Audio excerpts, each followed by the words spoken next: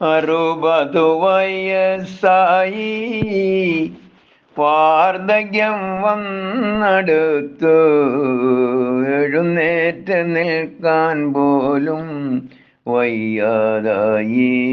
പണികൾ പലതും ചെയ്തു, മക്കളെ പോറ്റി വളർത്തി, സ്വത്തുക്കളെല്ലാം അവർക്കെഴുതി നൽകി. മക്കളൊക്കെ നാട് വിട്ട് വമ്പിച്ച നിലയിലായി. അച്ഛനമ്മമാർ വീട്ടിൽ ഒറ്റയ്ക്കായി. വാർദ്ധക്യം വന്നടുത്താൽ മക്കൾക്കും മരുമക്കൾ വൃദ്ധരെ കാണുമ്പോൾ പുച്ഛമാണ്. കിളവനെന്നോ കിളവിയെന്നോ നാമനിർദ്ദേശം ചെയ്യും. പിന്നത്തെ വിളിയൊക്കെ അപ്രകാരം. മുക്കാലിൽ നടക്കുന്ന വൃദ്ധരെ കാണുമ്പോൾ അച്ഛാന്ന് വിളിക്കാൻ പോലും നാണം തോന്നും.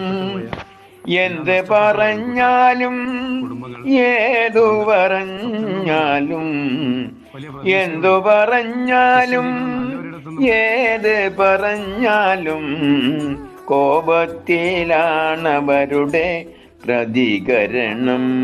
അച്ഛൻ മരിച്ചാലും അമ്മ മരിച്ചാലും ഒരു നാക്കു കാണാൻ അവർ എത്താറില്ല. മക്കളുണ്ടായാലും മരുമക്കൾ വന്നാലും ഭൂസ്വത്തിലാണവരുടെ എത്തിനോട്ടം. മക്കളുണ്ടായാലും മരുമക്കളുണ്ടായാലും വയോജനങ്ങൾക്കാശ്രയം അനാഥശാല. ആരാന്റെ മക്കളെ തന്മക്കളാക്കിയാൽ വീടിൻ്റെ നാശം തുടങ്ങിയിടുന്നു. ഇതെല്ലാം കണ്ടിട്ട് സങ്കടപ്പെടേണ്ടാരും കലിയുഗത്തിൻ്റെ ഒരു ലക്ഷണമാണ്.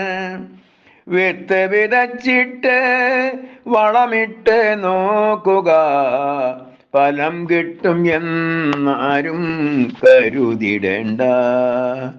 60 വയസ്സായി വാർദ്ധക്യം വന്നടുത്തു, എഴുന്നേറ്റു നിൽക്കാൻ പോലും വയ്യാതായി.